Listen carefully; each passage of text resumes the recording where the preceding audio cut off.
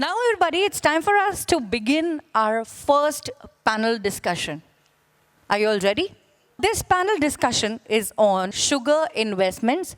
Hindi में कहें तो चीनी निवेश पे चर्चा हम करने जा रहे हैं. Now, I would like to invite our speakers and our moderators.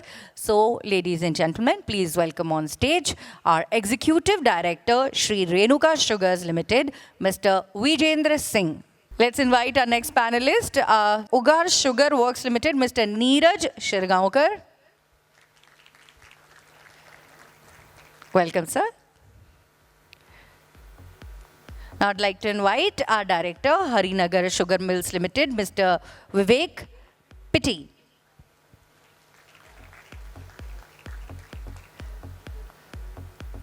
And last but not the least, our moderator for this panel discussion on sugar investments, Director, Gradient Commercial Private Limited, Mr. Yatin, Wadhwana. Let us all one more time welcome our moderator and all our panelists. This is going to be a very interesting panel discussions. Firstly, thank you, Chini Mandi, for organizing this conference. It's been 2 years since we've all met physically. Last week we had the conference in Dubai, and you could feel the zing in the air. Everybody was desperate to move, get out of their houses, move around freely. So let's hope this continues. So thank you very much, Chini Mandi, for organizing, and thank you everybody for joining in such large numbers. To give you just a very brief introduction, at the very end is Mr. Vivek Pittie. He's the director of Harinagar Sugar Mills based in Bihar. He's been in the industry now for more than 45 years now, sir. Welcome to the panel. Very knowledgeable about the industry, especially the northern part. Then we have next to him Mr. Niraj Shirgaokar of Ugar Sugar Works. Again, been in the industry for about 15 years now, but more importantly, been doing the IT business also. And then, of course, we have Mr. Vijendra Singh, part of the Shree footprint across Maharashtra and UP. But nevertheless, I think we have already covered a good range from the north to the south. So welcome, gentlemen. Thank you for participating in this. Just to give you all a brief background, I'm going to be throwing questions at our panelists, and then we're going to open it up for discussion with them on various issues that they want to bring up. And then, of course, the last 10 minutes, we will have an open session with question and answers from the audience. So just to give you a brief, sugar production in this country has gone from a low of about 20 million tons in 2016-17 to 33.5 million tons roughly this year, plus another 3.5 being diverted to ethanol. So almost 37 million tons of sugar. But if you look, we've not had a sugar crisis. We've not had a crisis of too much sugar in this country. We've had the sugar cycles before that, but since if you look at 16, 17, 17, 18, there's not been a sugar cycle as such where the industry has gone into crisis. I was just looking at all the data, and the four major factors that stand out in this removal of the cycle, so to speak. Firstly, of course, the government implemented the release mechanism and the MSP to stop the downside slide of the sugar price. This is way back in 2018-19 is when they first brought it in, having given up the release mechanism in 2013. So that was one of the major factors. Then we've had a timely intervention on exports.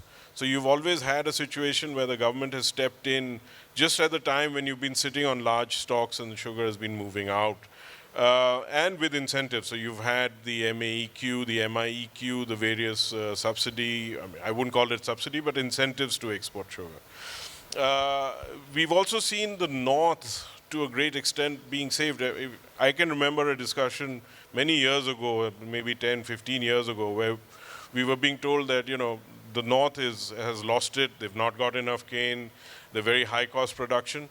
But suddenly in the 17-18 season, you see the arrival of this new variety, CO238, which brought cane production back into UP, Bihar, and Punjab, and brought the cost of production down. You had great yields, you had great recoveries on that.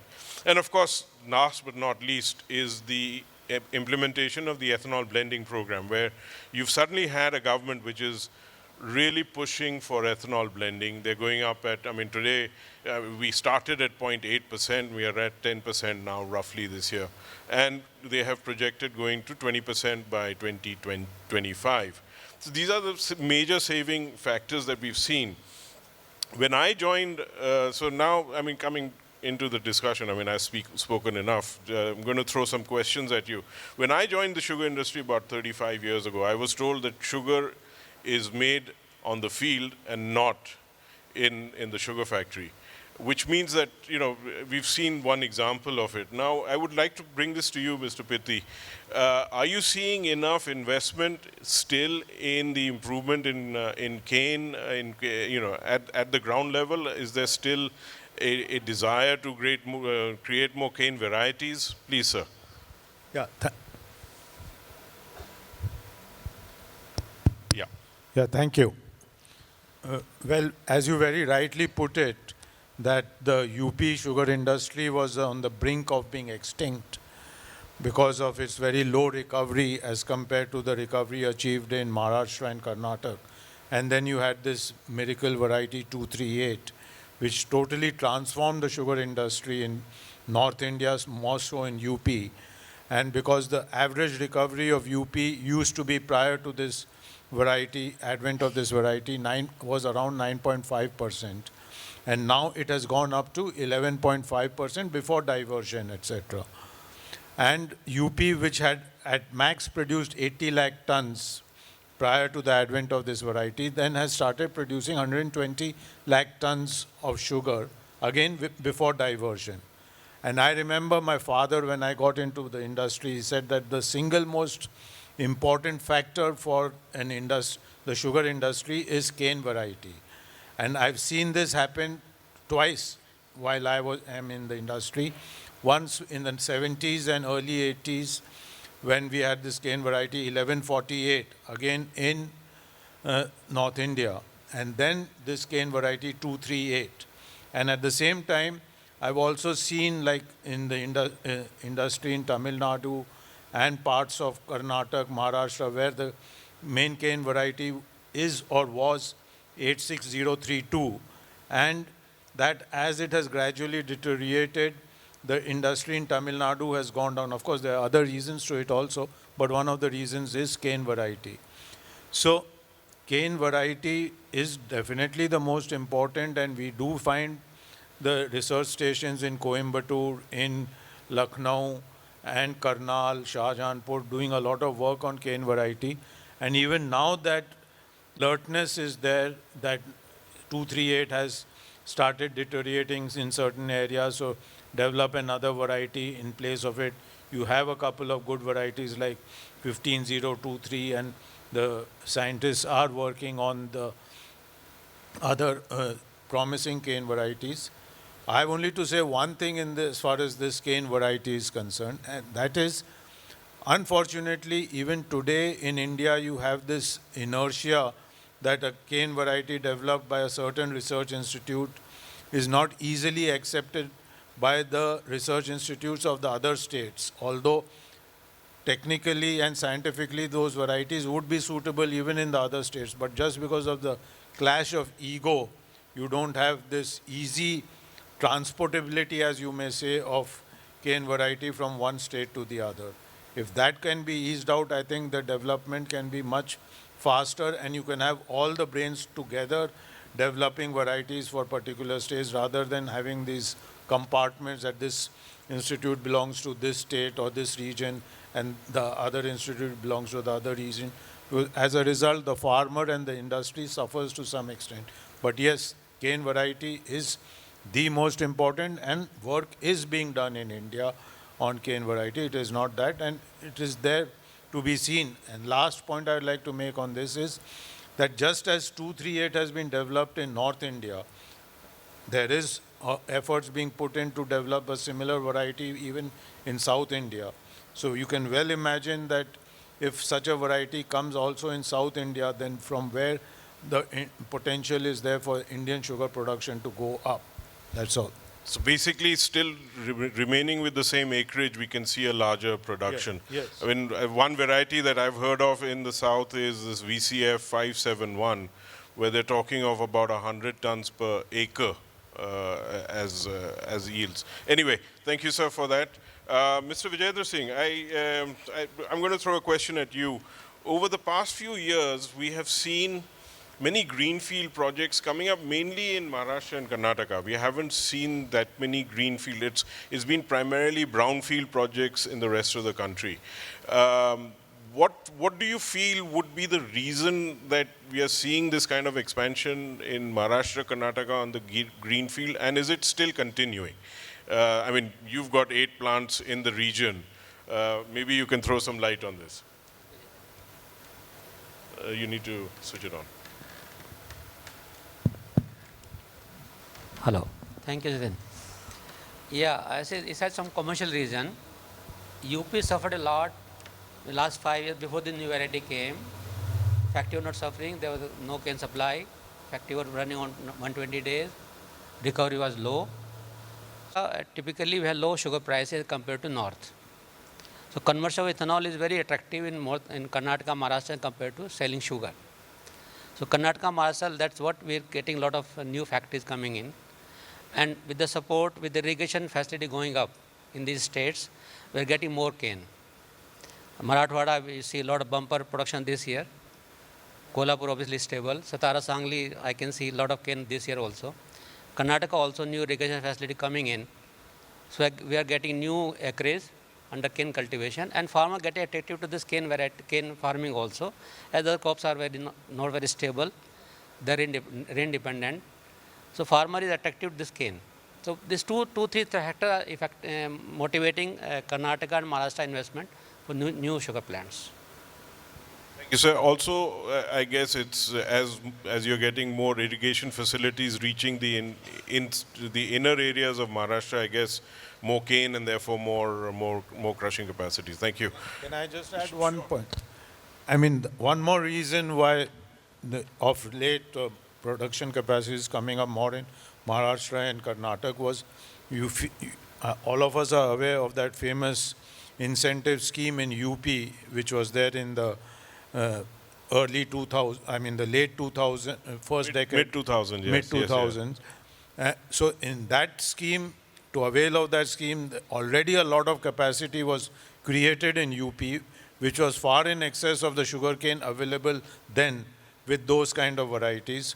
So that is why till the advent of this variety, there was not sufficient cane available for the existing industry for any new investment to take place. So that incentive scheme had already flooded the capacity in UP.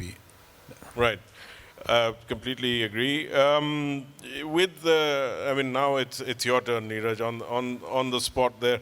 Co-generation. We've had a co-generation policy from the early 2000s. It's been through its ups and downs. A lot of capacity has been created, especially in Tamil Nadu and in your state as well, Karnataka. How do you see this thing going forward? I mean, it's had its ups, its downs. The government is still pushing for co-generation. It's still a clean energy. So your thoughts on co-gen and going forward in co-gen? First of all, thanks for having me here, Yatin, and everyone here. As far as co-generation goes, actually started towards the late to end of the 90s, and for the last almost 2 decades, we've seen a lot of evolution happening in co-generation projects, and the progress has been quite different in different states. But on the whole, we've seen that sugar factories have got their return on investment over a period of time. The rates have fluctuated. There have been different PPAs in different states.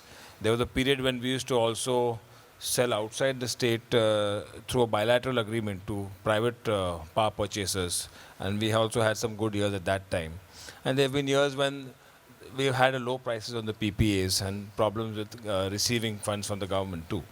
But all in all, it has been a very remunerative time over the last couple of decades. But I'd also like to say that it is not over as such. It still is definitely a profit center for sugar mills.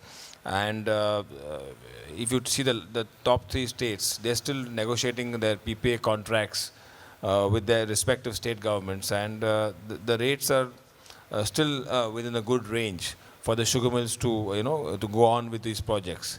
As far as capacities go, I don't see any new greenfield capacities coming up in cogen to that extent, unless it's a sugar complex coming up. But from what news I have got in Karnataka, at least in Karnataka, we are seeing almost 350 to 400 megawatts of additional capacity in cogen coming up. Current capacity being somewhere like 1300 to 1400 megawatts right now. And so I think it is still definitely a revenue stream. But with ethanol coming in, definitely it's blowing everything else out of the water. Huh? Yes, yes. And bringing that in, ethanol, and that's also one of the main themes of this conference. We've achieved a mandate roughly of between 8 and 10%. The government is talking of E20 by 2025. There are 213 projects, new projects, which have been approved by the government, which would roughly be equivalent of about 2.3 billion liters. If you look at our consumption today, is roughly 4 billion liters is what the demand is. Going forward by 2025, they're projecting 9.6 billion liters. This year, I believe we will achieve a supply of about just over 3.6, 3.7 billion liters. How do we see this going forward?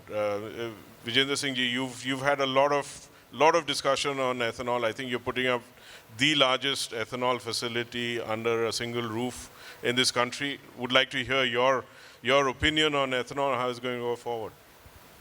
Thank you, Yatin. Well, I thought we are the largest, but I think he is the largest now. So it's a competition, who gets the bigger one. Well, I think we are progressing very well on the ethanol side. We this year are going to supply more than 4 billion liter, maybe 4.5, and it'll suck away a lot, almost maybe 3 to 3.5 million sugar.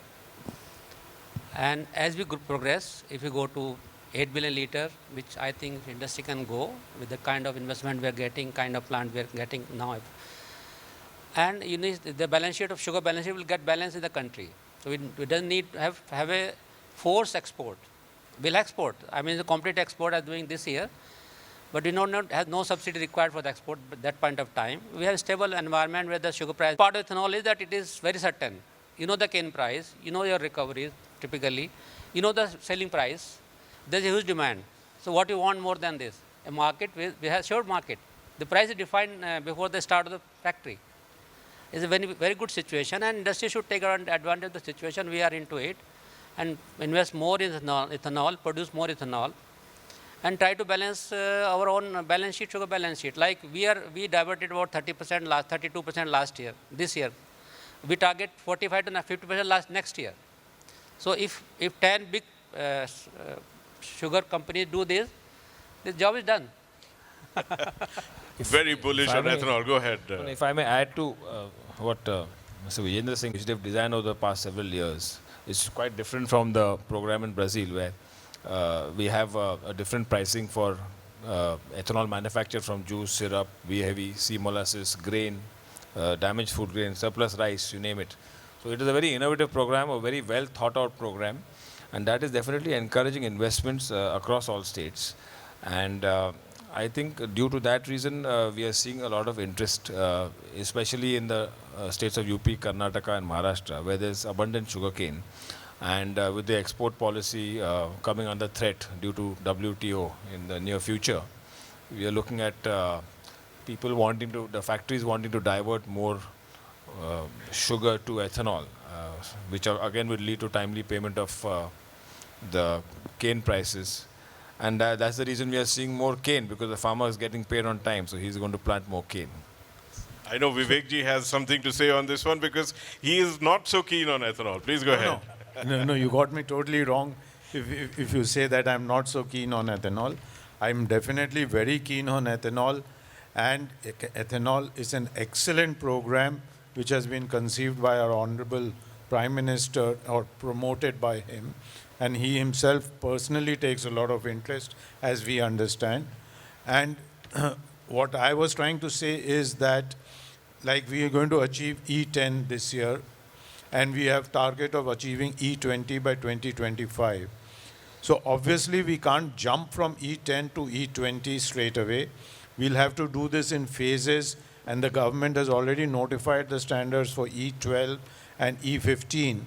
So we'll also have to work hand in hand with the automobile sector to see how the vehicles come on the road, so that they become, today they are E10 compliant, tomorrow they are E12 compliant, day after they are E15 compliant, and ultimately they are E20 compliant. And then we'll also have to have these flex fuel cars, because you can't have uniform just E20 ultimately. It'll be some will go up to E100, E80, whatever it is, and some may yet remain in E15, so that you achieve ultimately an average of E20. So that's one point which I wanted to make. And the second point is, I mean, one can gauge about the popularity or the success of this ethanol program from one single statistics, and that is when there was negligible diversion of sugar into ethanol, the production was number was about 32.5 million tons. And today we are talking this season, in all probability, a production number of 34 million ton after diversion of about 3.4 million tons. So, and net production, gross production number of 37.4 million tons. So actually the production, gross sugar production has gone up by 5 million tons, and this is entirely because of this ethanol program, that it has...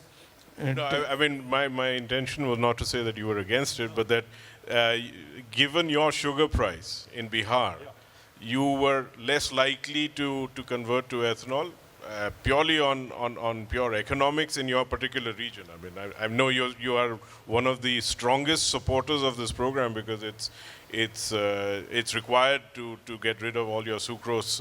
Please. Yeah, Yeah. so that's fine. That's all I wanted to say. Sure. Okay. Moving on. We've heard of something called the bioenergy complex. Now, Ryzen, which is one of the largest producers of sugar in Brazil, has come up with this bioenergy complex. Now, Vijendra ji, you spent time in Brazil. Maybe you can throw some light on this. I mean, they're talking of $500 million worth of investment in R&D over the last 15 years in downstream products. Your views on that? Ryzen is a really big company in Brazil, and they have back of Shell. But knowledge outside the Ryzen is very limited available. So as I understand, they come out with a 2G ethanol based on bagasse, but the data availability is very little, and I heard that they have only produced about 700 crore liters so far from this tech plant. I think we need to wait a little bit more to get more detail. And parallelly, India also doing a lot of work with the oil company are doing it.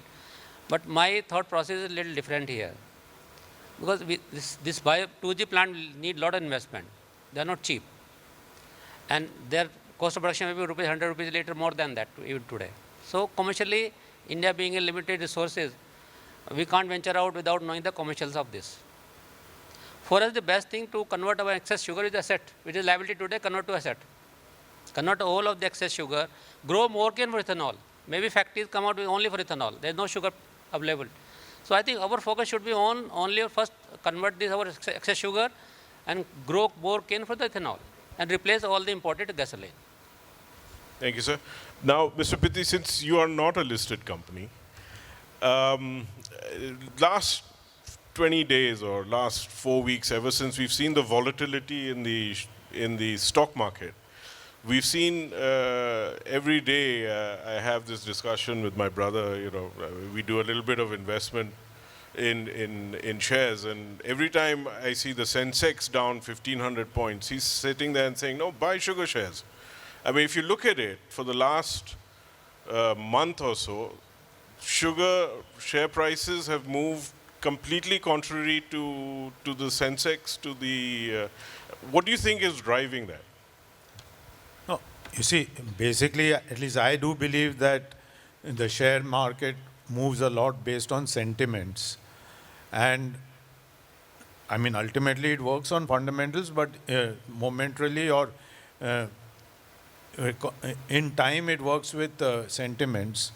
And the sentiments are definitely in favor of the sugar industry today in all spheres. Like you were there at Dubai also. Now, even if you take this very grave problem which the world is facing, Russia, Ukraine, but the fallout of this is higher crude prices. So because of that, you have a higher sugar parity ethanol price, which works bullish for the sugar industry.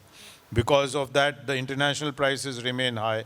And so that the viability of you see in the last 20, 25 days, a lot of export contracts have happened. So the sugar exports from India, which had come to a little bit of a standstill prior to this event, has once again picked up.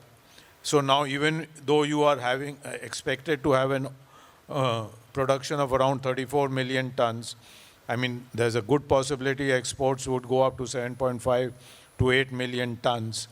And so you'll be drawing down on your stocks, but yet we'll have comfortable closing stocks in September, which should be comfortable even for the government, roughly 6.5 to 6.8 million tons. So perhaps the only bullishness which is not there presently in the country is your domestic price. Otherwise, your international price, your export, your ethanol program, your total domestic production, all works very well to show bullishness in the industry. So, and perhaps the domestic price also with a time lag will improve. And I'm sure even the government wants the domestic price to improve. It's not their agenda to keep the domestic price very low. Thank you, sir. I think, please go ahead. I think besides our local condition, the global phenomena is about green. The commitment of emission control is huge from everyone. The whole banking sector, investment bankers, they all are looking after green. And ethanol is new green in the world today. So that is what, you have ethanol attached to your company name, that share price will go up. Like we have IT boom, we have many boom in the past. So ethanol boom is the call of the day. But let's hope this boom stays. Huh? Anyway, thank you very much, gentlemen. I mean, the vibe here is that investment in sugar is looking positive. The stock market is supporting it. I think the industry itself is looking to invest. Thank you very much. I would now throw the floor open for any questions that you might have. Anybody would like to ask a question from these panelists? Very experienced group of people. So the panel is bullish, and so we are at the National Sugar Institute, Kanpur, also about ethanol. But there are few, questions before us once we talk about the ethanol policy and once we talk about making investment in the sugar sector as a whole, and particularly focusing on ethanol. There are few challenges as we see, because right now the investments are coming and we are talking bullish on ethanol. But there are few questions at the back of my mind. We are talking about 10 billion liters by 2025 for making 20% of the blending. The sugar industry has got a limitation about the feedstocks. Today we are talking about diversion of sugar to a greater extent. But if we look into the exports tomorrow, how the things will move in the international market, we are not sure. And the section of the media talking about ethanol blending program, because you can make ethanol from the sugarcane, which is tagged as a water guzzler crop, or you make it from the other feedstocks like grain, where rice comes into the picture, again they tag it as a water guzzler crop.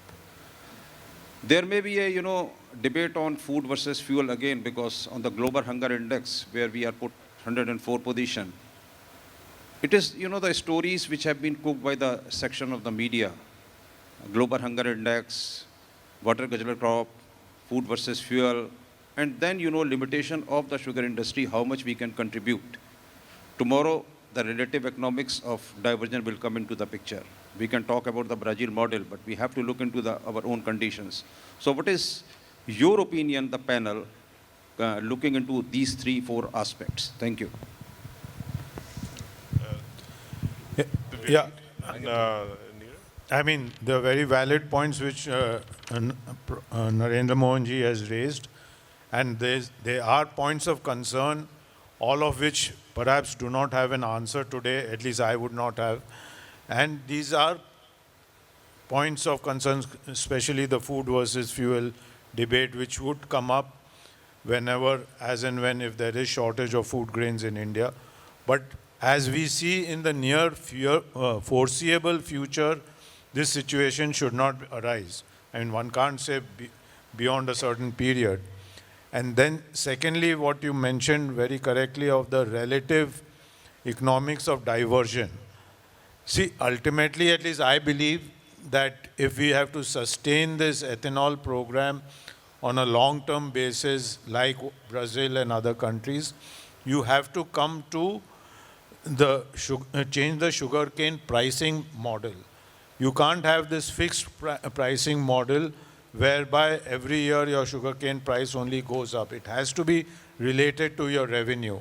And in your revenue, you have even ethanol. So then, depending on what you realize even from the diversion, whether it's syrup or B heavy or the traditional C heavy, then based on your entire revenue basket is how your sugarcane price is fixed, and not presently, which is the reverse way, that this is your sugarcane price, that is why now your ethanol price should be this, A, B, C, D. So, because, I mean, we are also conscious of the fact that this different ethanol pricing for different feedstocks is prevalent only in India, nowhere else. So, ultimately, you have to come to that global module of sugarcane price being linked to your revenue model. Niraj, you had something. Yeah, no, in fact, I just wanted to tell Mr. Mohan that it's a very relevant question, the food versus fuel debate.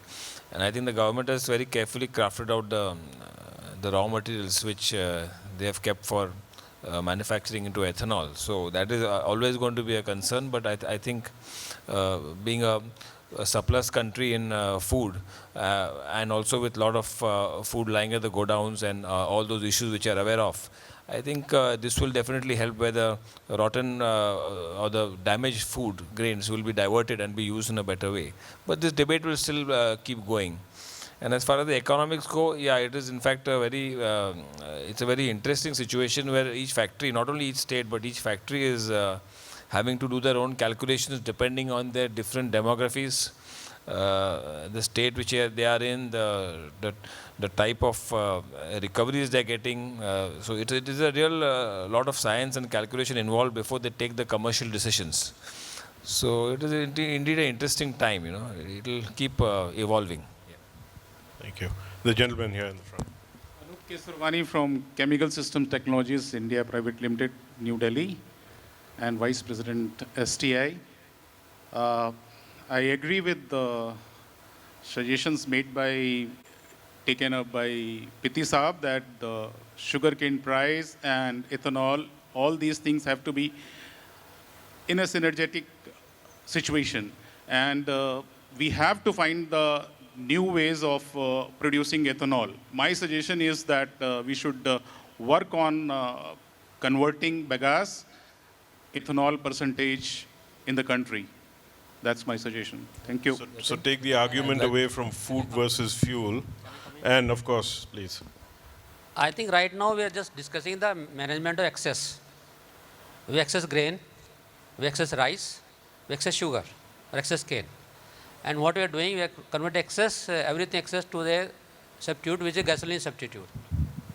Let's go to that stage where you want to decide, okay, how I go further to this level. About 7 million liter could be a threshold for that. So today that debate is premature actually. Let's get rid of the excess rice, which government is paying interest on that. I think Mr. Gaikwad handled this subject very well. He said that a lot of money going to the bank only. We are carrying stocks for 12 months in the past. Now we are saying 3 months only. How it is possible? Only get rid of excess sugar.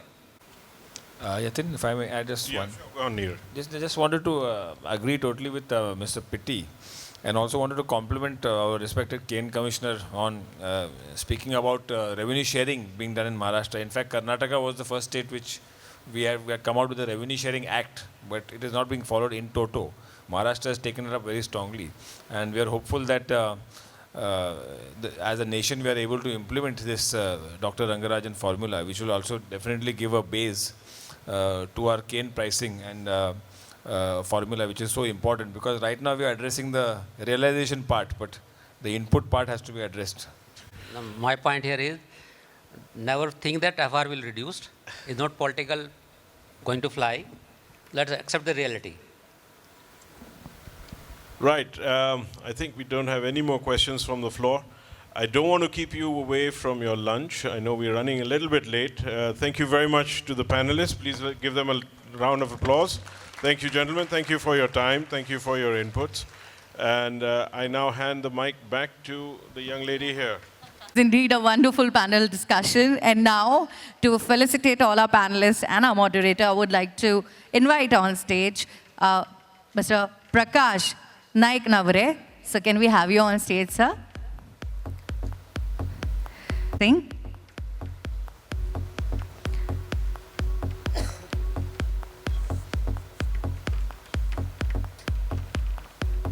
Thank you very much, sir.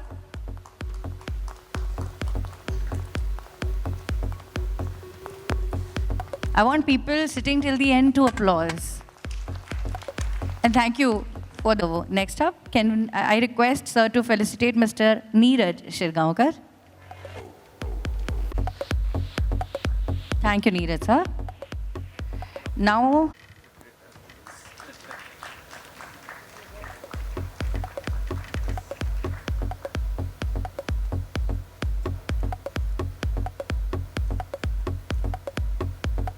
and last but not the least, we would like to felicitate our fans. To give a huge round of applause for Mr. Yatin. He was the one who has moderated this awesome session. Thank you so very much, Mr. Yatin. And once again, thanks, and our moderator. Thank you, panelists. Thank you, Yatin, sir, once again.